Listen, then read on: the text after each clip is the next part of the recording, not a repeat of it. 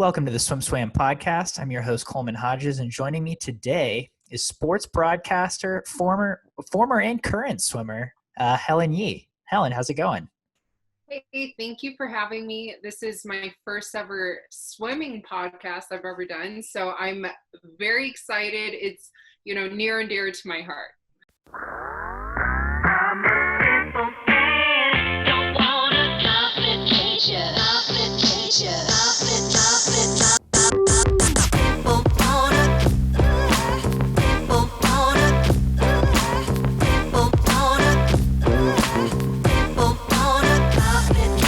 So Helen just got back from Fight Island in Dubai, and we're going to get to. I'm so excited to hear about that. I've been watching a lot of the fight nights with my friends on the weekends, and so I'm stoked to hear about that. We're going to get to all of it, but first, let's start off with Helen's swimming roots, the reasons she's here. Helen, how'd you get into swimming, and tell us a little bit about your journey in the pool?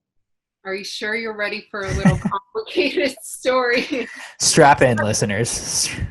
Okay. Well, and I credit a lot of what I do now as a sports reporter, as a broadcaster, from my swimming roots. I mean, I credit like the discipline, the dedication, motivation, everything that I've taken from being a former and I guess now current swimmer. I apply to my career now and how I built everything that way. I started swimming when I was 5.5 years old. Per my parents, I used to have a very weak immune system. I would turn purple. I was just super skinny, frail, got sick all the time. They wanted me to, just get into a sport to get stronger, get healthier. And they took my sister and I into swim lessons, but little did they know we would actually become decent swimmers. So when I was 8, I remember, I would race 21-year-olds and whatnot. And I was like, wow, I really love this sport. It's really fun and, teammates and whatnot. So I swam when I was 5.5 till I was 14. So this is where it gets complicated. And whatever happened when I was younger, I do not ever want to put blame on anybody. It's no one's fault. Everything works out the way it does, right? And that's why things come full circle. And I was able to become a sports broadcaster, and then now kind of hoping to reach my swimming dreams and complete that childhood dream. So when I was about 10 years old, I qualified or made it to Western zones. I don't know if they still have it. I think they do. I did that when I was 10 and 12. I swam on sandpipers, which most people know. Cody Miller has swam for sandpipers. He was actually my teammate and a training partner of mine growing up. So when I was younger, I always had the hopes of turning pro, becoming an Olympian. That was my goal, making Olympic trials, becoming an Olympian, swimming for USC. And everything I did was eat, sleep, swim. Yeah, I still did school, of course, but I just love swimming. I love competing and setting goals, working hard to achieve it. So basically, I'm trying to phrase it to delicately phrase this. My parents wanted us to focus more on academics, but I was getting scholarships since I was in middle school. And that was at the time they used to mail letters and stuff like that. Probably nowadays they don't do that. It's way more tech savvy now. But back then, when I was younger, they did that. And so basically my parents wanted me to focus more on academics. I'll never forget my last Junior Olympics. It was 2006 in August, and I was 14 years old. And most of my meets, I would aim to get top 3. And they, basically, I mean, that was the last meet that I had as a club swimmer. I'll leave it at that. So as far as being a swimmer, I think After I swam high school, I won state in the 50 free, 100 free when I was a junior. And then that was my end. But when I swam high school, I would only swim 3 months out of the year. It was just a seasonal sport. I could not swim year round anymore. So when that happened, I was like, let me just try to win state. Like I still love competing. I still want to hopefully be able to still swim in college or, do something. And mind you, though, on a side note, it wasn't because my grades weren't good or anything. It was just, there, I guess, was a disconnect or something. So at that time, and even like when I was 12, I was like nationally ranked for 11, 12 year olds and stuff like that. So basically, I quit when I was 14, swam high school, sophomore, junior year. And then after that was the end of my swimming. And then afterwards, I was, kind of like depressed, lost, didn't know who I was because at the time being an athlete, I mean, you identify with it, right? And especially when you feel like, your goal is to make a certain cut or a certain time, to drop time, to try to get first place, top three. It's like, when you're very young and you set those goals, when you don't have that anymore, it's like, okay, who am I? Like, all I knew how to do was eat, sleep, swim. And we all know how much you have to swim and have to train, right? You have to put everything into it if you want to be great. So after I quit, I was lost and I didn't really know who I was anymore. And it took years up until my sports reporting stuff happened. Yeah, I think that's a story a lot of swimmers can relate to. Certainly, Yeah. many, if not all, swimmers can relate to. At some point, everyone's competitive club career comes to an end, and yeah, again, it's certainly not ideal if it's not on your terms or you want it to continue, but that feeling of being lost, of having your identity, kind of set out for you and then being taken away and not really knowing who you are. I think every swimmer can relate to that. Well, that makes me happy. Like, I hopefully my story, can help someone who's younger, like I was at the time, because later on in my life, I definitely want to open up a foundation to help kids who, have dreams in sports and help them pursue their dreams and goals, because I was never able to complete mine or fulfill mine at a young age. But I understand the importance of, when you're at that age, how important it is to, like if you set that goal, to complete it, to do what you set out to do, if it is trying to be great at something. Yeah. So let's talk after that. You've lost your identity as a swimmer. Your career is over for the time being. How did you deal with that? Did you go off to college? Did you find other interests? Did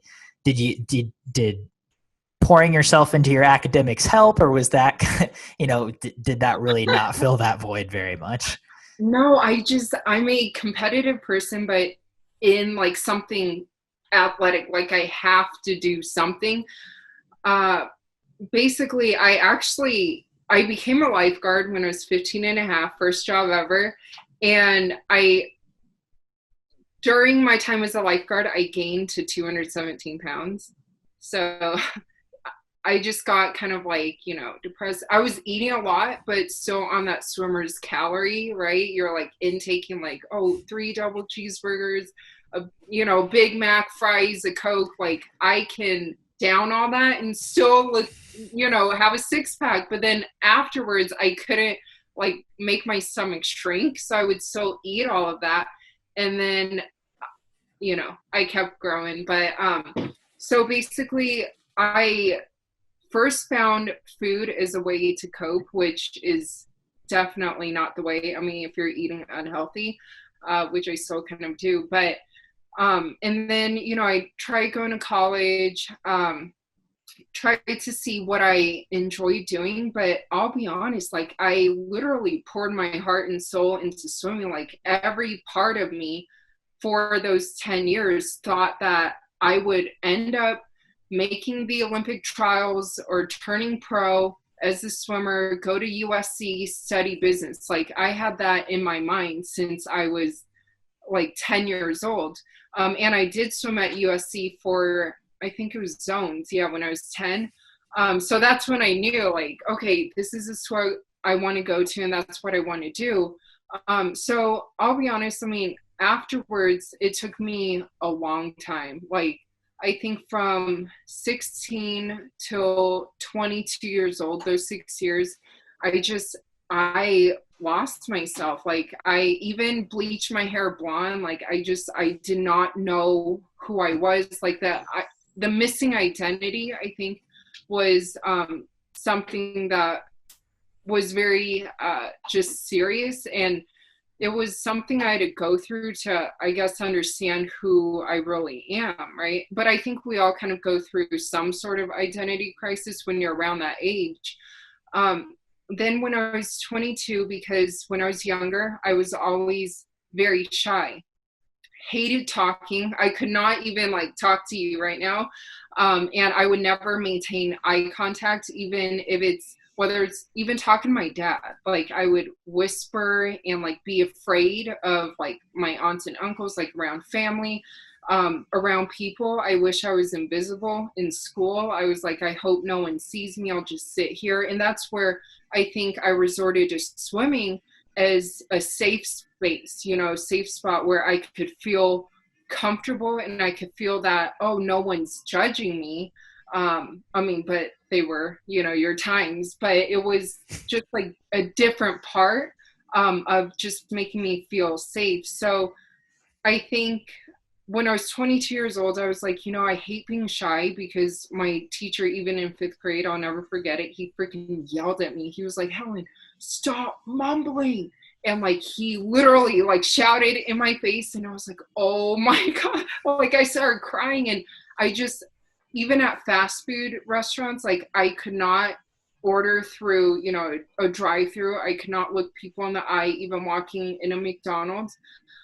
So I said to myself, you know what I love doing is sports. I grew up watching all pro sports, like with my dad, with my younger brother, even grew up as a huge pro wrestling fan, WWE. So I would never miss that. Monday, Tuesday, Monday Night Raw, Tuesday ECW, Thursday was TNA Impact at the time, Friday SmackDown, and then I believe Saturday night was the 1 hour replay. That's so awesome. I obsessed over WWE. That's another story. So when I was 22, I was like fed up with myself. I was like, I hate myself because I'm so freaking shy. I can't talk to people. And I'm like afraid of people. That was my biggest fear in life. But I knew the only thing I felt comfortable talking about were sports. So I was invited to be on a like radio show with 2 other women, but they would talk about like fashion and stuff. And they said I could talk about sports. After a month, the producer was like, wow, you suck. Like, he was like, you are not good. And I was like, I know, but then it lit a fire in me. But that was the first time I found the same fire that I had in swimming. And I was like, oh my, I love this feeling where it's like, I know I'm not great, but I want to challenge myself to be great. So I created my own show called Eyes on the Game. And I started, at the time, I had to pay for everything. Like basically I was cocktail waitressing, and then saving up all my tips to invest in my show, just to try to conquer my fear through something I loved, which was sports. So I had a co-host. He quit on me after a few months. And then I had another co-host who he also quit on me. So I was like, damn, I freaking suck. And I know it, and this sucks, right? But then I'm like, you know what? I suck so bad. I just want to be good. I want to work at it every minute, every day. So I would cocktail waitress like 12 or 2 a.m. I would get there at 12 though. 2 a.m. to 10 a.m. Then write sports stories. I was more comfortable writing. And cocktail waitress, it's like we just serve drinks. It's like a bartender, but you walk around and we don't make the drinks. So for those who may not live in Vegas, I'm born and raised. So just in case like people want to know, and I waitress at a casino. Okay. Which would explain the 2 a.m. to 10 a.m. window. Yeah, I was like, what restaurant is open? And I was like, oh, okay, casino. No, I saw your eyes, and it was Red Rock Casino. So, yeah, you could Google it. It's real. Don't worry. It's an awesome place. Yeah, so, then I would do sports, and then there would be a lot of people, like even a friend of mine, a good friend of mine for 12 years, we ended our friendship because she's like, you'll never make it in sports. And I'm like the more that people told me this, I'm like, you know what? I want to keep doing it because I'm not good and I'm afraid of it, which I know it sounds weird. Like, why would you do that? Right. But I love the thrill of a good challenge of self-improvement because that's what swimming kind of taught me, the dedication and everything and hard work. So I did my own show. Within a few months, it got picked up on AM radio because it started off on the internet. And then a few months after that, it got picked up by NBC Sports locally in Vegas.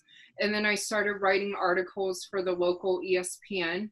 And then in 2016, in May, Floyd Mayweather Sr. told me that his son would be coming out of retirement to fight an MMA fighter. And I said, is that Conor McGregor? And, the rest is kind of history with that. And that was picked up by like TMZ, Fox Sports with Skip Bayless and Shannon Sharp. And it literally like blew up. But that's when I didn't start doing on-camera interviews until like a month or two before that in 2016. So I started doing radio 2014 in February, but it was just like a hobby. It was obviously nothing I could really do for a living. Then in 2016, I quit my job as a cocktail waitress and I said, you know what, let me just try like and see where it goes. I saved up my tips and stuff. And basically since then, all that news broke and then I built like my YouTube stuff and my show was on NBC Sports.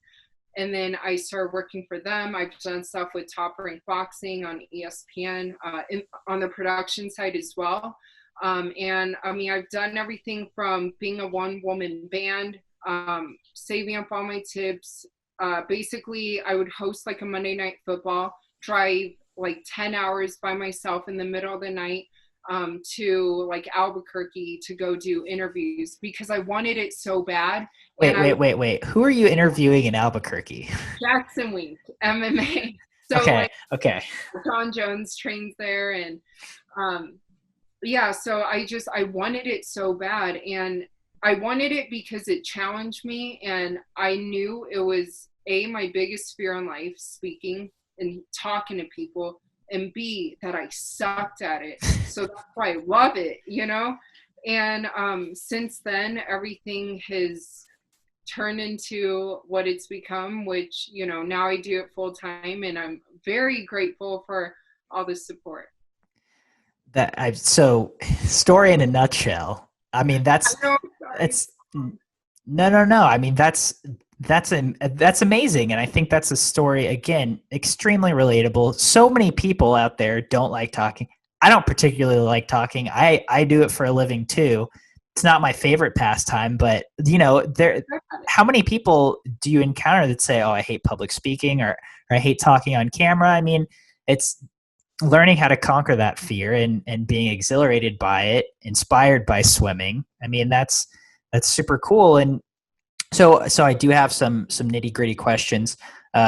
So I'm curious, when you were on radio before you kind of got picked up and you really got some steam going, were you just covering pro sports? Were you covering everything you could? I mean, did you have a specific sports that you'd cover, or you just did anything? Well, my favorite to cover, I mean, besides swimming, right?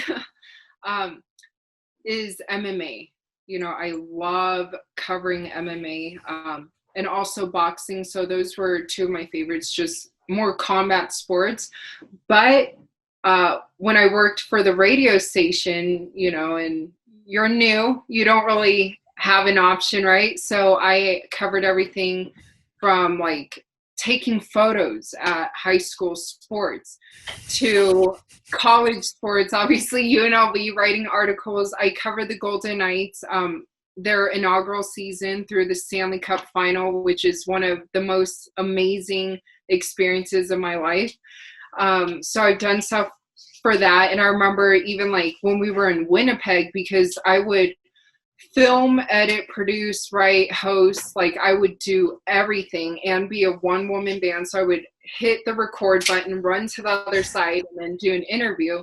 And I remember waiting because the Wi-Fi at the place we were staying, it was so slow, and I would stay up till like 5 a.m. getting everything uploaded and edited, and then having to wake up being at their morning skate by like 8 a.m. You know, so that was rough, but I enjoy every moment because I love it. And I always say, like, I know I'm not the most talented, and I know I wasn't like quote gifted to do this, but I will outwork everyone, and I will show you. So, you know, again, one woman band, you did it all, push the film button, did the interview, edit it. I mean, you know, people get 4-year degrees in that. Did you have formal training in this? Had you had experience in this before? Did you have to learn all this on the fly? Because I mean, that's, you know, that's all hard stuff.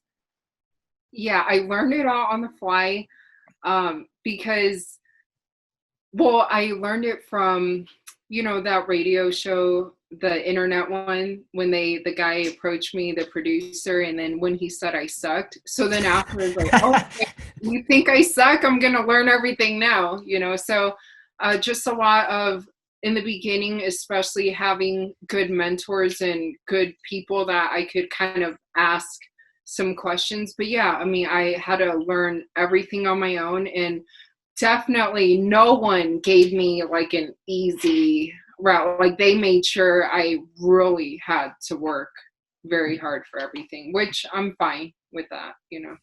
Yeah. So let's get a little more current with what you're doing today. Now, are you? I know you're covering MMA very extensively. Do you cover other sports, or is that pretty much your realm now? Well, first off, especially during this time, I think, and huge props to Dana White, huge props to the UFC, right, for being the first, especially in this pandemic, to put all these fights on and do such a great job. Like I said, I just came from Abu Dhabi. I was there for about 3.5 weeks, and everything, like all the protocols were immaculate. Like it was perfect. I felt so safe there. And I felt we took 7 tests there, 7 COVID tests. So everything was just very safe. And I had a great experience. But in terms of sports coverage, so my favorite sport to cover, MMA, so the UFC. And I love covering, I mean, I've covered everything from NBA, NFL, NHL, MLB, Dodgers games. I've covered like so much. Even the ISL, went to my first one. Did you? Know, in the winter. Yeah, I interviewed Michael Andrew. So, and he was super nice. And I was like impressed. I'm like, swimming now is way different than when I swam. I'm like, holy crap, it upgraded like 1,000,000%. Like, this is so cool. But yeah, so in other words, I cover everything. I've even covered WWE. It was freaking awesome. I mean, to come so full circle to be able to cover, you know, an event that you grew up idolizing is an exceptionally cool experience. So let's talk about Fight Island a little, because, and we'll get to this after, but you know, the ISL is talking about doing something very similar, in an undisclosed location as of now. But Give us a little insight into, the precautions they were taking in Fight Island, what it looked like for you as the media, and how covering that was, maybe a little bit different than your typical fight. Yes. Well, it was very different in a good way, though, in terms of being in this COVID era, right? Unfortunately. Basically, when we got there, we were tested, then quarantined for 48 hours. So we were literally just in our hotel rooms, couldn't go out, couldn't even open the door and peek your head out. Like, they were very strict, which I'm very grateful for, because as we can all see, right, how smooth all those fights went that month, I'm like, it's still July, but yeah, earlier in July, those Yeah. 3.5 weeks, all those shows, I mean, it was just flawless. So we were quarantined. And then after that, so we were getting, like, before every fight, we would get a COVID test. So they would give you the option, like, nose or the throat swab. Mm-hmm. Throat one's better, in my opinion. It's like, the nose one, I'm like, it was not fun at all. I took that. I've heard bad things about the nose test. Oh my God. Especially if you have, like, small nostrils, or if you've broken your nose, it's like not fun. Yeah, so with that, they were very good with, like, sanitizer, having gloves. Like, right when you walk into the hotel, you would have to sanitize your hands. So they would have a bottle. They would check your temperature to make sure, your temperature is good. They would have face masks, basically, like, right when you walk in of the hotel, near the elevators, face masks, gloves, sanitizer. And then when you walk in from being outside, they would check your temperature. And then every few days they would, basically do a COVID test. And then during the time that we were quarantined, they would deliver meals to us, like breakfast, lunch, dinner, but in disposable bags. And even when we ate there, like, for example, at their buffet, obviously it wasn't your standard or typical buffet. They would have people serve it to you, but everything, social distance. And I just felt like it was a very smooth process how everyone handled that. And I respect the fact that, they definitely, like I said, when we were first quarantined, if we took a step outside, like, people would know, so I respect the fact that they made sure, and had concern of our health, our well-being, to be able to put on such great events. Yeah. This is a personal question, because I know what it's like to travel to events like this and to be there kind of on your own. That on top of being quarantined, obviously this isn't, safety's the priority, but it sounds like that could get pretty lonely. It sounds like that could get a little stir crazy. I mean, how much human interaction did you have, even when, the fights were happening and you were reporting?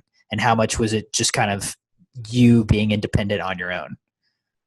Well, luckily, I'm very grateful. My boyfriend, he's a sports personality.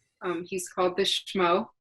So we work together and we cover these events together. We have a podcast, the Schmo Zone podcast. So when we were there, luckily I was not feeling lonely, and we are pretty, like, familiar with the other media members, because we see them through so many fights. So I didn't feel like it was lonely, because, aside from the 48-hour quarantine, it's like you're able to see them. And then when you cover the fights, I mean, everything is socially, like, distanced. Like, for example, the post-fight press conference, they would have tables, but every media member has their own table to ensure that everything is socially distanced. They have you have your own microphone, and then also, like, they're constantly sanitizing, wiping everything down, and food that's served is individually wrapped and disposable. So everything, I mean, again, they did a great job making sure that we, were socially distanced, that everything, the protocols went smoothly, and I did not feel lonely. Well, that's awesome to hear. um, And Abu Dhabi was great. So. I mean, just seeing pictures from it, it looks like the whole island is just a huge, like, paradise. Yes, it literally was. Oh, and I think in terms of, how or what ISL can do, it was like everything was, we were in a safe zone, and we had to have wristbands, and wristbands ensure that you got your COVID test and the results were negative. So before every event, they changed the colors of the wristbands to make sure that you're updated and whatnot. But we were in like a safe zone, so it was only a certain mile, I think it was 10 miles, that you can kind of be like, you can only really go so far, otherwise they'll know if you're out of the safe zone, but it wasn't a problem. Well, that's all really interesting. Super good to hear. So I'm interested in your insight. For everyone who didn't get to go to an ISL meet, just, as a former swimmer, as a swim fan, how would you describe your ISL experience? It was very great. It was at first, and this is not in a bad way, it's a good way, I was like, holy crap, like, what the hell? Like, this is swimming in 2020. Like, I feel like a dinosaur, like, I feel like in my swimming days, like, this is everything I had wished for when I was young in terms of being able to turn pro. It's like, wow, like, this is so awesome. I think because it was at the Mandalay Bay when the ISL took place in Vegas, I was very impressed in terms of the quality, the production, even the arena that they took to build that pool. I was like, I feel like I just saw it as a basketball court or something, and they freaking built a pool. And I was impressed with, like I said, like, just by looking at it, right? Like the colors, just the visuals. They made it look like it's just a super, like, grand show. In other words, it's like how I would describe a Golden Knights game to people. It's like, you have to be there to experience and you won't regret it. That's what I would say about an ISL, meet. It's like, you have to experience it. It is so professional, so well done, and so well thought out. I'm very happy for those swimmers and all those pros, and we got to see some world records being broken, right? Yeah, I mean, especially that Vegas meet, just you hit the nail on the head. ISL, you have to be there to experience the full impact that it has, because it's unlike any other meet you've ever been to. So again, hitting on this topic, ISL has talked about doing a shortened season, like similar to Fight Island, and getting all the athletes in one location. Again, one major difference that popped out at me, you would have like around 200 athletes at least, if ISL gathered in one location, whereas, UFC, you have your individual athletes, and their teams are pretty limited to, I'm guessing, 3 to 5 people, something like that. So point. And the UFC, like, personnel, like the everyone kind of working behind the scenes, and even people that were working, whether it was at the hotel and stuff, they said they've been quarantined for 14 days. Oh, wow. Yeah. Okay. So I'm grateful for the 48 hours. Even though towards the end, I'm like, can I open the door? Right. I do. I can only imagine. So with your swimming knowledge and your experience at Fight Island, if ISL were to do something similar, what would you say a difference or two might be to you in terms of, well, UFC did it this way, but this is a swim meet, with swim teams instead of just your individual fighters. Well, here's my question. Because, for example, UFC, there were 4 cards on Fight Island. So it was almost like sometimes, like the first 2 fight cards, those fighters and their teams and camps would be there at the same time. And then, after one fight, then the first group of fighters leaves and then the third group comes in. So it would slightly interchange in a way. In terms of the ISL, I mean, would the swimmers be swimming at every meet, or, like how would that work? Yeah, there haven't been a lot of details about it. I don't think we have confirmation that it's actually happening yet. Again, not a lot of information. I think there would be something like 1 or 2 meets per weekend for 4 weeks, and then you have a championships on week 5. So everyone, all 200 swimmers would stay in that swim bubble, right? Yes. So there would be 200 plus athletes competing in one pool over the course of 4 to 5 weeks. Well, I think, and again, I mean, I'm no medical expert. I'm no expert in this. I'm just going by my experience, disclaimer. Yep. But in terms of what we did, it was like even the day before we flew out, we took a COVID test. So I think the most important, obviously, is if you're going to be somewhere for a month, even though you've been, tested before you fly there, I think maybe even after or right before every meet, get tested. So it'd be like, once a week. And even though everyone's been tested, but just to kind of ensure, that safety and whatnot. And I think, I mean, like for the UFC, they had a safe zone. So you can only be at, within a certain like radius, right? Or a certain amount of miles to the arena. So I think that if they kind of, have like a little bubble and stuff and make sure they're, really making sure that the swimmers like are following the guidelines and the rules. And also, I don't know, and I don't want to advocate on people being quarantined, but I mean that again, like everything the UFC did on Fight Island, like it was so smooth and they did such a great job. So I definitely, could see like if the ISL could take stuff away from what the UFC did on Fight Island. Yeah. So, and again, I thought you might have a unique perspective in that regard, and I think yeah, hopefully that all gets to happen. Hopefully, we'll have a Fight Island of our own in ISL.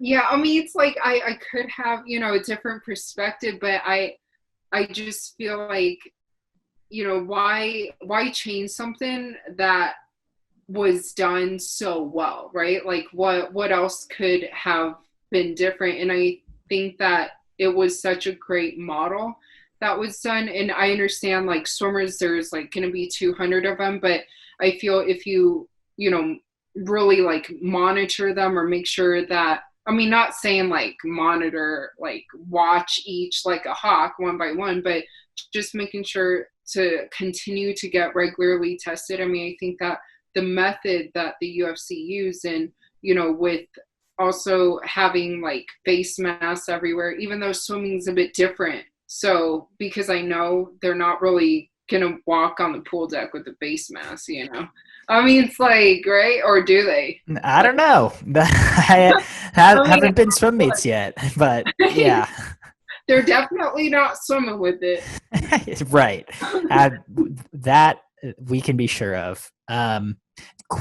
Quick side note that I just thought of. I don't know if you know this information, but were there positive tests on Fight Island during your time there? You know what? Not on the island, no. Not that I can think of. I feel like no, because the positive test was when Kamaru Usman he was gonna fight Gilbert Burns, UFC 251, Mhm. and then but Gilbert was not in Abu Dhabi yet.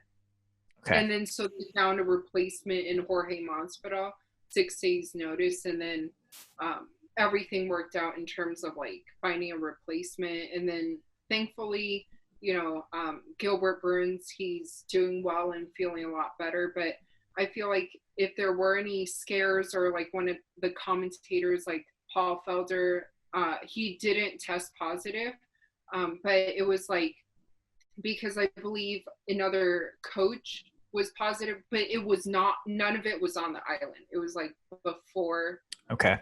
when they were getting ready to fly, or like the day before, day or two before. Mhm. So just like being extra cautious. So I think that's a big factor too, is before taking off and going to wherever destination that the swim meet will be at, to make sure that they are tested, maybe even, like a week in advance, and to make sure, if their coach or if they've been exposed to anybody who's had it, that everyone's safe once they get there. Yeah, absolutely. So let's wrap things up by bringing it back to swimming and bringing it back to your swimming. If if my Instagram research is correct, you're back in the pool now.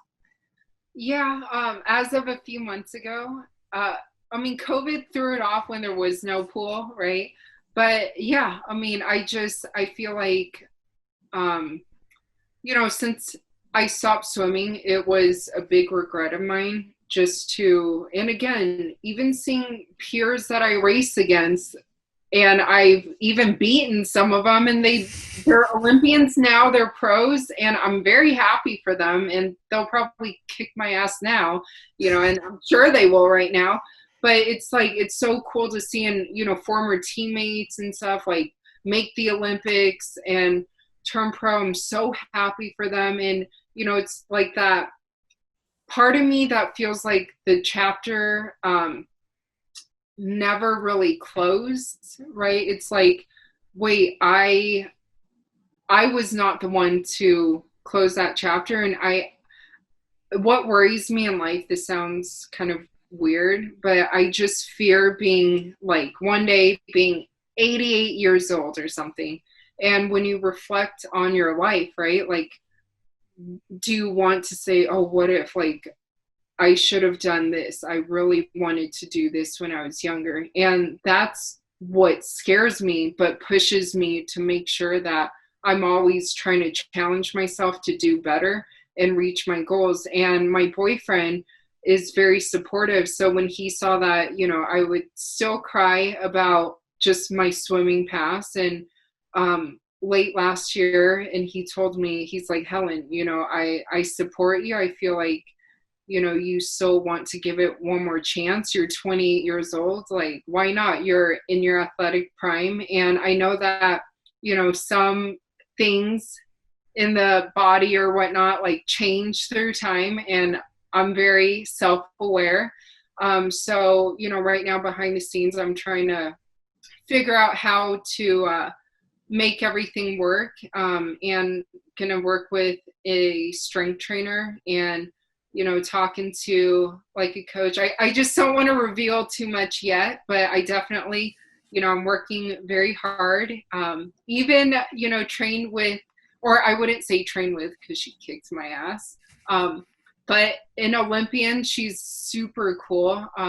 When I feel like they'll be cool with me talking more about it, like I'll talk more about it. But I'm very grateful and overwhelmed by the support so far, trying to get back in swimming. And a lot of UFC fighters have been very encouraging to me behind the scenes, and they're like, you should go for it. So I'm trying again. It's going to be a long journey. So I definitely don't want to say too much. I probably am getting my ass kicked a lot.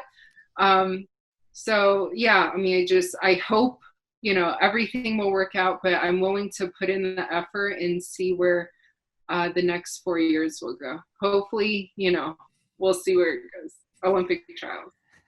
Final question. Have you signed with an ISL team yet?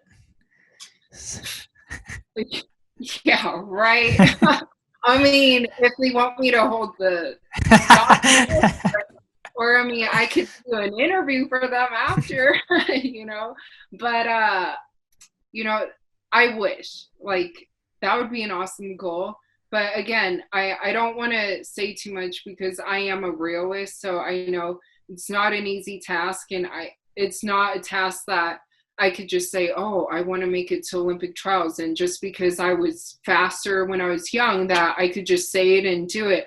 I want to show people, just the hard work and that, and the mental preparation. It is, I mean, swimmers know it can be very mentally draining. So just putting myself in that mindset of this is what I want to do. I'm so going to do sports reporting. I feel like I could do both. I'm inspired by the Daniel Cormiers, who can be a great father, great broadcaster, and, champion, right? And it's like, and Stipe, UFC heavyweight champion, also firefighter, and, family man and a father. And I'm just inspired by these incredible athletes that I get the opportunity to interview. And so hopefully, I'm not going to say too much, but I'll put the work in, and hopefully my swimming times eventually will speak for itself.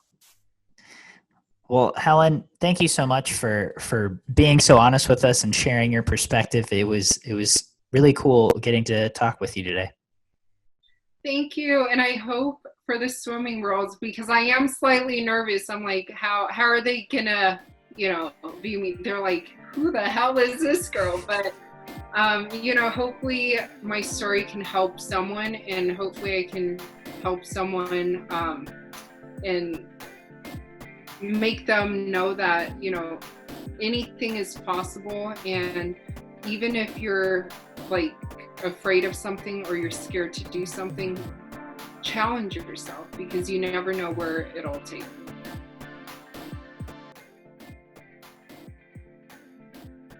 You've been listening to the SwimSwam podcast. Stay tuned for new episodes every week. You can take SwimSwam podcast on the go by subscribing on your favorite podcast platform. Look for links in the description below, and be sure to subscribe to our YouTube channel for more videos as well.